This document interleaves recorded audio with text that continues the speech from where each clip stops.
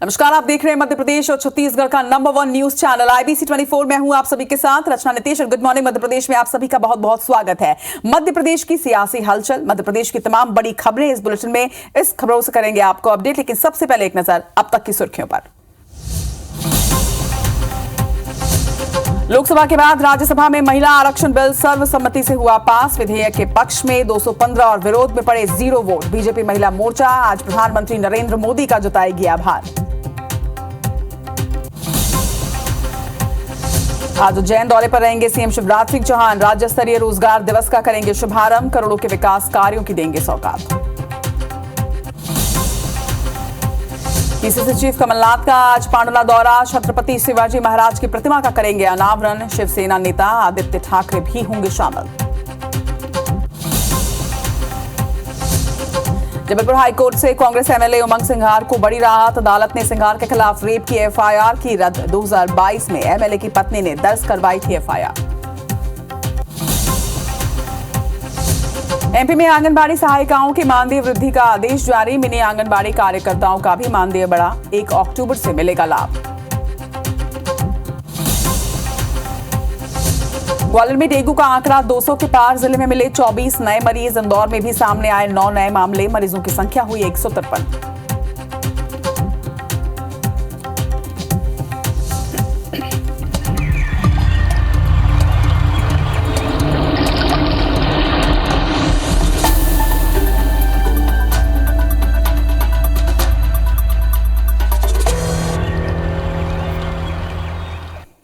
और हेडलाइंस की बात शुरुआत करते हैं गुड मॉर्निंग मध्य प्रदेश की। और मध्य प्रदेश में लगातार डेंगू का कहर देखा जा रहा है। 2 शहरों के आंकड़े इस वक्त आपको बताते हैं। सबसे पहले ग्वालियर की अगर बात करें तो ग्वालियर में डेंगू का आंकड़ा 200 के भी पार पहुंच चुका है। जिले में डेंगू के 24 नए मरीजों की पुष्टि की गई है। आपको बता दें कि ग्वालियर के जय आरोग्य अस्पताल और ग्वालियर जिला अस्पताल में 149 सैंपलों की जांच की गई। इसमें 24 मरीजों में डेंगू की पुष्टि की गई है। दूसरी तरफ इंदौर में भी लगातार तेजी से डेंगू के मरीज बढ़ रहे हैं। डेंगू का कहर यहां पर जारी है। जिले में 9 नए मरीजों की पुष्टि की गई है। कुल मरीजों की अगर हम इंदौर में बात कर रहे थे तो ये 153 पर पहुंच गई है। कल ही हमने आपको राजधानी भोपाल के भी आंकड़े बताए, वहां भी 250 के पार ये आंकड़ा जा पहुंचा है।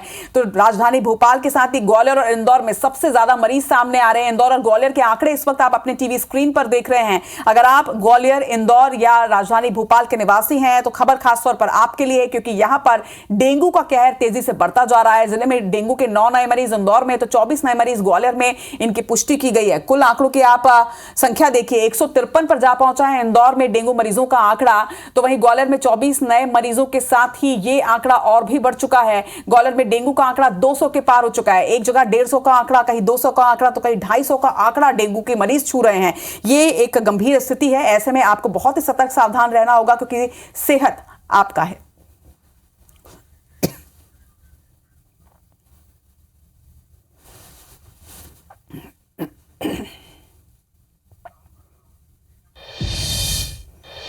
चलो ग्वालियर से बड़ी खबर आपको बता दें, जहां पर क्रिकेट सटोरिया कांड मामले में रकम ट्रांसफर करने वाले खाते में 40 लाख फ्रीज कराए गए हैं। एक खाते में 2 करोड़ का लेन देन हुआ है। बताया जा रहा है कि 3 पुलिसकर्मी हालांकि अब भी फरार हैं। वहीं एसएसपी ने सटोरिया नितिन यादव पर इनाम घोषित किया है। 10,000 रुपए का यह इनाम है। एसएसपी ने कल तीनों फरार पुलिसकर्मियों पर इनाम घोषित किया था। वहीं सटोरिया कांड मामले में एक खाते में 2 करोड़ के लेन देन के ट्रांजैक्शन मिले हैं और अब इस खाते को फ्रीज करा दिया गया है। 3 पुलिसकर्मी अब भी फरार हैं और एसपी ने कल ही तीनों फरार पुलिसकर्मियों पर इनाम घोषित किया है। एसएसपी ने सटोरिया नितिन यादव पर भी इनाम घोषित किया है। क्रिकेट सटोरिया कांड ये मामला है। 10,000 रुपए का इनाम अब घोषित किया गया है। एसएसपी ने सटोरिया नितिन यादव के ऊपर 10,000 का इनाम यहां पर घोषित कर दिया है। कल ही 3 आरोपी, 3 फरार पुलिसकर्मियों के लिए इनाम घोषित किया गया है। और अब कुछ सियासी खबरों का रुख कर लेते हैं। आज छिंदवाड़ा में पूर्व सीएम कमलनाथ का बड़ा शक्ति प्रदर्शन है। सीएम शिवराज सिंह चौहान के पांडुला को जिला घोषित करने के बाद अब पीसीसी चीफ ये शक्ति प्रदर्शन करने वाले हैं। आपको बता दें कि पांडुला में शिवाजी महाराज की प्रतिमा का अनावरण होना है। वहीं 12:30 बजे जनसभा को कमलनाथ संबोधित करेंगे। महाराष्ट्र के पूर्व डिप्टी सीएम आदित्य ठाकरे भी शिवसेना नेता आदित्य ठाकरे से मौजूद रहेंगे। वहीं परासिया विधानसभा में जनाक्रोश यात्रा में वो शामिल होंगे। सुरेश पचौरी के नेतृत्व में जनाक्रोश यात्रा परासिया विधानसभा क्षेत्र में निकाली जा रही है, जिसमें पीसीसी चीफ शामिल होंगे और पीसीसी चीफ के साथ ही आदित्य ठाकरे भी आज मध्य प्रदेश के दौरे में हैं। परासिया विधानसभा में आज जन आक्रोश यात्रा में पीसीसी चीफ कमलनाथ के साथ ही आदित्य ठाकरे भी मौजूद रहेंगे और सुरेश पचौरी के नेतृत्व में जन आक्रोश यात्रा निकाली जाएगी।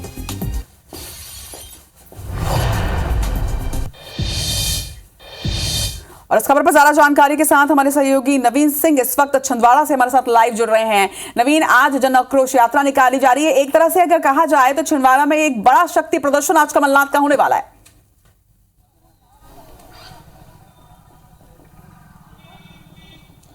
देखिए, बिल्कुल मध्य प्रदेश में जन आक्रोश यात्रा का चौथा दिन है। कांग्रेस ने बीजेपी की जन आशीर्वाद यात्रा के खिलाफ अपनी जन आक्रोश यात्रा निकाली है। मध्य प्रदेश के 7 अलग अलग अंचलों में 7 रूटों पर 7 बड़े नेताओं के नेतृत्व में यात्रा निकल रही है और आज नर्मदापुरम संभाग की जो जन आक्रोश यात्रा है वो छिंदवाड़ा जिले की परासिया विधानसभा सीट में पहुंच रही है। तैयारियां जोरों पर है और वो इसलिए भी क्योंकि छिंदवाड़ा जो है कमलनाथ का गृह जिला है और यहीं से वो विधायक भी हैं और पूरी राजनीति कमलनाथ की यही रही है। और परासिया विधानसभा सीट पर आज जो जन आक्रोश यात्रा निकलेगी उसमें कमलनाथ आज शामिल होंगे। कमलनाथ और नकुलनाथ शामिल होंगे। पहली बार जन आक्रोश यात्रा में कमलनाथ शामिल हो रहे हैं। आज चौथा दिन है और इसके अलावा रचना न सिर्फ जन आक्रोश यात्रा बल्कि कमलनाथ का एक और बड़ा इवेंट है, एक और शक्ति प्रदर्शन है। आज कमलनाथ पांडुरना में रहेंगे और पांडुरना इसलिए भी पांडुरना का जिक्र होना सियासत में ज़रूरी है क्योंकि कुछ दिनों पहले ही मुख्यमंत्री शिवराज सिंह चौहान ने पांडुरना को जिला घोषित किया है और जिला घोषित होने की बात से ये माना जा रहा है, कांग्रेस के खीमे से ये दावा किया जाता रहा है कि कमलनाथ को और कांग्रेस को छिंदवाड़ा में कमजोर करने के लिए एक रणनीति के तहत पांडुरना और सौंसर को जिला बनाया गया ताकि कमलनाथ और कांग्रेस पार्टी जो है छिंदवाड़ा में कमजोर हो सकें। 2018 में जो नतीजे थे कि सारी की सारी विधानसभा सीटें कांग्रेस के पास गई थी, लेकिन इस बार ये दावा किया जा रहा है कि ये जो रिकॉर्ड है उसको तोड़ने के लिए बीजेपी सरकार ने पांडुरना और सौंसर को जिला बनाया है। हालांकि क्या नतीजे होंगे ये 2.5 महीने बाद जो विधानसभा चुनाव होने हैं उसमें तय होगा, लेकिन ये जरूर माना जा रहा है कि एक तरीके का कमलनाथ का और कांग्रेस पार्टी का शक्ति प्रदर्शन है। परासिया में जन आक्रोश यात्रा में शामिल होंगे। सुरेश पचौरी के नेतृत्व में जन आक्रोश यात्रा आज परासिया पहुंची है और इसके बाद पांडुरना जाएंगे। पांडुरना में शिवाजी महाराज की प्रतिमा का अनावरण करेंगे और महाराष्ट्र के डिप्टी सीएम आदित्य ठाकरे भी आज पांडुरना में रहेंगे।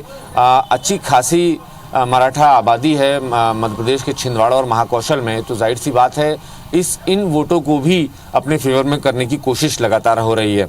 कुछ देर बाद जन आक्रोश यात्रा की शुरुआत होगी। 10-10:30 बजे जन आक्रोश यात्रा शुरू होगी और सभा भी होगी। तो इस सभा के दौरान कमलनाथ रहेंगे, रथ पर भी कमलनाथ सवार होंगे और इसके अलावा आम सभा को भी कमलनाथ यहाँ संबोधित करेंगे। साथ में मध्य प्रदेश के इकलौते कांग्रेस के जो सांसद हैं नकुलनाथ भी रहेंगे। बिल्कुल, तो इस यात्रा और सभा के दौरान भी आपसे लगातार अपडेट्स लेते रहेंगे नवीन। फिलहाल तमाम जानकारी के लिए आपका बहुत बहुत शुक्रिया। तो एक तरफ बीजेपी की जन आशीर्वाद यात्रा, बीजेपी का कहना है कि जनता उन्हें आशीर्वाद दे रही है, दूसरी तरफ जो कांग्रेस है, कांग्रेस उसके विरोध में अब जन आक्रोश यात्रा निकाल रही है। उनका कहना है कि जनता के बीच आक्रोश है और उसे लेकर हम ये यात्रा निकाल रहे हैं। देखना होगा कि आशीर्वाद यात्रा और आक्रोश यात्रा दोनों के क्या रंग सामने आते हैं। फिलहाल आगे बढ़ेंगे और आपको बता दें कि सीएम शिवराज सिंह चौहान आज उज्जैन का दौरा करने वाले हैं। उज्जैन को आज कई विकास कार्यों की सौगात यहां मिलने वाली है।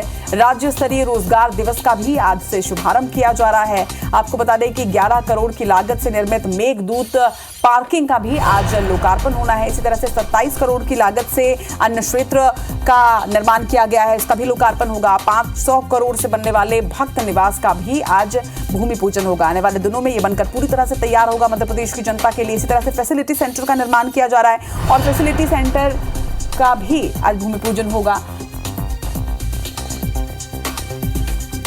तो आज सीएम शिवराज सिंह चौहान उज्जैन के दौरे पर रहने वाले हैं। 500 करोड़ से बनने वाले भक्त निवास का भी भूमि पूजन आज सीएम शिवराज सिंह चौहान करने वाले हैं। फैसिलिटी सेंटर से कई लाभ यहां पर होंगे और आज इसका भूमि पूजन होगा। आने वाले दिनों में ये बनकर तैयार हो जाएगा। 17 करोड़ की लागत से इसका निर्माण होना है।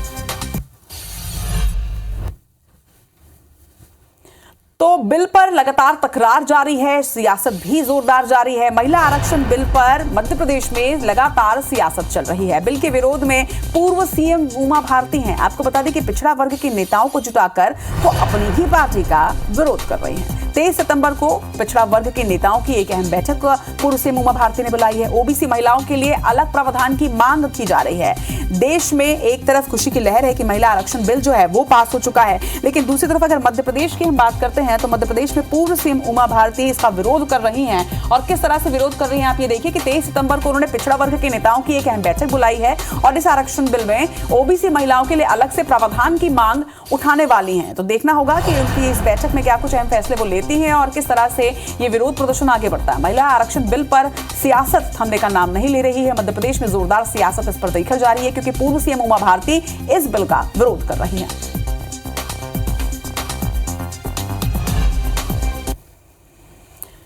इधर पूर्व मंत्री और कांग्रेस एमएलए उमंग सिंघार को बड़ी राहत दी गई है। हाईकोर्ट ने सिंघार के खिलाफ रेप की एफआईआर को रद्द कर दिया है। आपको बता दें कि साल 2022 में एमएलए की पत्नी ने ही उनके खिलाफ एफआईआर दर्ज करवाई थी और अब हाईकोर्ट ने एमएलए की याचिका सुनवाई के लिए मंजूर कर ली है। हाईकोर्ट का विस्तृत आदेश आना हालांकि अभी बाकी है, लेकिन एक बड़ी राहत निश्चित तौर पर यहां पर उमंग सिंघार को मिली है क्योंकि एफआईआर को रद्द कर दिया गया है। 2022 में विधायक की पत्नी ने ही उन पर रेप का मामला दर्ज करवाया था। हाईकोर्ट ने एमएलए की याचिका सुनवाई के लिए अब मंजूर कर ली है और एक बड़ी राहत इस तरह से उमंग सिंघार को यहां पर हाईकोर्ट ने दी है।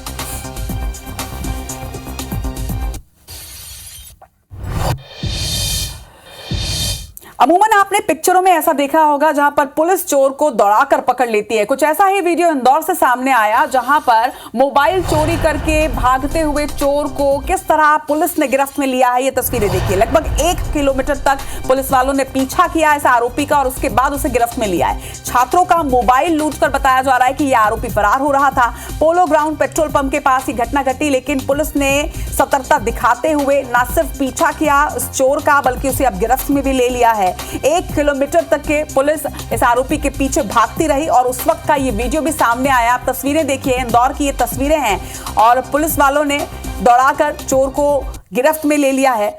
आरोपी छात्रों का मोबाइल लूटकर वहां से भाग रहा था, लेकिन वहां पर पुलिस थी और पुलिस ने दौड़ाकर उसे पकड़ लिया। पुलिस की गिरफ्त में ये मोबाइल लुटेरा अब आ चुका है।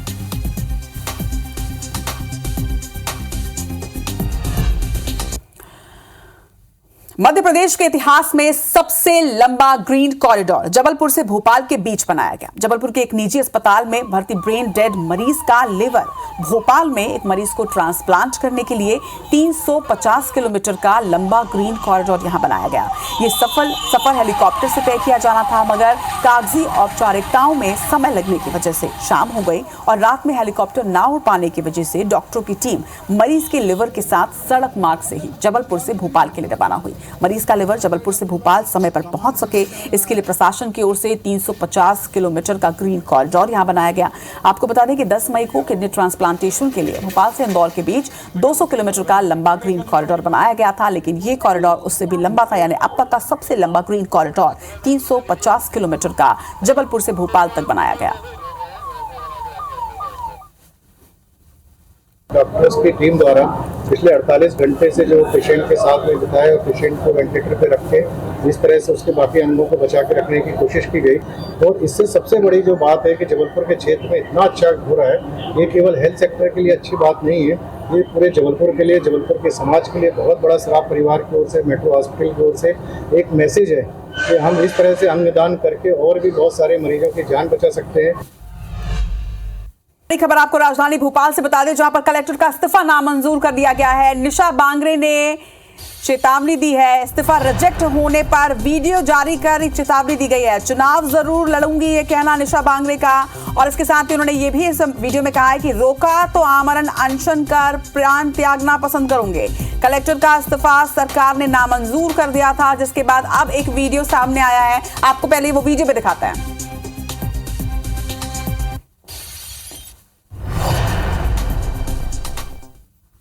उस चुनाव में मैं आमला बैतूल से शामिल होना चाहती हूं। मैं उसमें अपना नामांकन पत्र दाखिल करना चाहती हूं और मेरा नामांकन पत्र किसी भी तरीके से निरस्त हो जाए, इसके लिए अब जो है शासन षड्यंत्र रचा रही है। तो निशा बांगरे आपको याद ही होंगी कि किस तरह से छुट्टी ना मिलने के बाद इन्होंने इस्तीफा दे दिया था, इस्तीफा नामंजूर किया गया था और उसके बाद अब एक बार फिर से ये चर्चा में है। इस पर ज्यादा जानकारी के साथ हमारी सहयोगी हरप्रीत कौर रिन हमारे साथ जुड़ रहे हैं। हरप्रीत, ये मामला एक बार फिर से तुल पकड़ता जा रहा है। अब तो उन्होंने वीडियो भी जारी कर दिया और आमरण अनशन की चेतावनी दे रही है। हाँ बिल्कुल, देखिए डिप्टी कलेक्टर के पद से त्याग पत्र देने वाली निशा बांगरे ने एक वीडियो मैसेज के जरिए चुनाव लड़ने का ऐलान किया है। उन्होंने शासन को चेतावनी देते हुए कहा है कि मेरा इस्तीफा नामंजूर कर चुनाव लड़ने से अगर मुझे रोका जाता है तो मैं मरने तक आमरण अनशन करूंगी। उन्होंने ये भी कहा है कि मेरी कमलनाथ से सामान्य मुलाकात हुई है, टिकट पर चर्चा नहीं हुई और अगर किसी पार्टी ने मुझे टिकट नहीं दिया तो मैं निर्दलीय लड़ूंगी। दरअसल निशा बांगरे उस वक्त सुर्खियों में आई थी जब वो बैतूल आमला में डिप्टी कलेक्टर के पद पर थी और उन्होंने सरकार पर आरोप लगाया था कि उनके घर पर उनका गृह प्रवेश था और भगवान की बुद्ध की अस्थियों के दर्शन करने से शासन ने उन्हें रोका था और इससे आहत होकर उन्होंने इस्तीफा दे दिया था। अच्छा हरप्रीत, ऐसे मामलों में नियम क्या कहता है कि क्या ये इस्तीफा देती हैं और इस्तीफा नामंजूर किया जाता है और अगर उसके बावजूद भी अडिग रहती हैं तो क्या इनके खिलाफ एक्शन हो सकता है? बिल्कुल, देखिए इनके खिलाफ एक्शन हो सकता है क्योंकि निशा बांगरे ने इस्तीफा दिया है और विभाग ने उनका इस्तीफा मंजूर नहीं किया है। विभाग ने यहाँ पर यह तर्क दिया है कि उनके खिलाफ विभागीय जांच चल रही है और जांच के दौरान उनका इस्तीफा मंजूर नहीं किया जा सकता। लेकिन दूसरी तरफ निशा बांगरे ने साफ कर दिया कि सरकार इस्तीफा अगर मंजूर नहीं करेगी, वो इस्तीफा दे चुकी हैं, तो वो चुनाव लड़ेंगी, मैदान में उतरेंगे। ऐसे में सरकार और विभाग उनके खिलाफ कार्रवाई कर सकता है। जी हरप्रीत, लगातार हमारे साथ बने रहिएगा, एक और खबर पर आपसे जानकारी लेंगे। लेकिन ये जो मामला है देखना होगा कि ये कब तक शांत होता है, क्योंकि एक तरफ विभाग ने इस्तीफा नामंजूर कर दिया है तो दूसरी तरफ निशा बांगरे ने भी एक वीडियो जारी कर दिया और साफ तौर पर ये कहा है कि चुनाव तो वो लड़ेंगे। तो डिप्टी कलेक्टर निशा बांगरे ने ये चेतावनी दी है। वीडियो भी हमने आपको दिखाया, हमारी सहयोगी हरप्रीत ने तमाम जानकारी भी दी। देखना होगा कि आगे इस पर क्या एक्शन लिया जाता है, इस पर लगातार अपडेट्स आपसे आप तक पहुंचाते रहेंगे। लेकिन इस वक्त एक बड़ी खबर आप तक पहुंचा दे, सिमी आतंकियों की भूख हड़ताल यहां पर जारी है। सेंट्रल जेल में सिमी आतंकियों ने भूख हड़ताल की है। बता दें कि हाई सिक्योरिटी वाली सुरक्षा जेल के अंदर फांसी की सजा सुनाई गई और उसके बाद अवैधानिक मांगों पर भूख हड़ताल पर आतंकी हैं। आतंकी अबू फैजल, कमरुद्दीन, शिवली और कामरान हड़ताल कर रहे हैं। 14 सितंबर से ही भूख हड़ताल पर ये आतंकी है। वहीं जेल प्रबंधन ने सुरक्षा कारणों से इनकी मांगों को खारिज कर दिया। इसके बावजूद भी ये जिद पर अड़े हुए हैं। हड़ताल के चलते अस्पताल में भी भर्ती करना पड़ सकता है। तो कई बातें अब सामने आ रही है। हरप्रीत कौर लगातार हमारे साथ बनी हुई है। हरप्रीत, इस खबर पर अपडेट दीजिएगा। बिल्कुल, देखिए लगातार 14 सितंबर से ये चारों आतंकी हड़ताल पर है। इन्होंने जेल में ही भूख हड़ताल कर रखी है। इन्हें भोपाल सेंट्रल जेल में रखा गया है। इन चारों आतंकियों ने मांग रखी है कि वो टोपी नहीं लगाएंगे, मुलाकात के लिए पर्ची लिखकर लेकर जाएंगे, सामान्य कैदियों की तरह उन्हें रखा जाए, उनके साथ सामान्य व्यवहार किया जाए, लाइब्रेरी की उन्हें सुविधा मिले, रोज अखबार पढ़ने के लिए दिया जाए और इसके साथ ही उन्हें सामूहिक नमाज पढ़ने की अनुमति दी जाए। लेकिन सुरक्षा कारणों के चलते इन आतंकियों को जेल प्रबंधन ने ये अनुमति नहीं दी है, जिसके चलते लगातार ये 14 सितंबर से भूख हड़ताल पर है। इन्होंने कुछ खाना खाने और पानी पीने से भी इनकार कर दिया। इन्हें जेल अस्पताल में हालांकि भर्ती किया गया है, लेकिन इनकी अब बिगड़ती हालत को लेकर जेल प्रबंधन ने गृह विभाग को पत्र लिखा और आग्रह किया कि अगर जरूरत पड़ती है तो इन्हें अस्पताल में बाहर भर्ती करना पड़ेगा। ऐसे में इन्हें अतिरिक्त फोर्स की जरूरत पड़ेगी। ये वो आतंकी हैं जिन्हें फांसी की सजा सुनाई जा चुकी है और ये इतने खतरनाक आतंकी हैं कि इन्हें पेशी पर भी बाहर नहीं ले जाया जाता। जेल से ही वीडियो कॉन्फ्रेंसिंग से इनकी पेशी होती है। ऐसे में अब जेल प्रबंधन फिलहाल कोई कड़ा फैसला ले सकता है, लेकिन फिलहाल अभी ये चारों आतंकी भूख हड़ताल पर ही हैं। जी चलिए, खबर पर नजर बनाकर रखिएगा हरप्रीत। तमाम बातचीत के लिए आपका बहुत बहुत शुक्रिया। तो सिमी आतंकियों की भूख हड़ताल यहाँ पर जारी, देखना होगा इस पर क्या फैसला हो सकता है, क्योंकि बहुत ही खतरनाक आतंकी है। जैसा कि हमारे सहयोगी जानकारी भी दे रही थी कि वीडियो कॉन्फ्रेंसिंग से इनकी पेशी की जाती है, को बाहर नहीं निकाला जाता। लेकिन अब भूख हड़ताल जिस तरह से जारी है और जिनकी तरह से तबियत बिगड़ रही है, देखना होगा कि आगे क्या कुछ होता है। गुड मॉर्निंग मध्य प्रदेश में फिलहाल इतना ही, लेकिन आगे आप देखिए खबरें छत्तीसगढ़ की। गुड मॉर्निंग छत्तीसगढ़ में।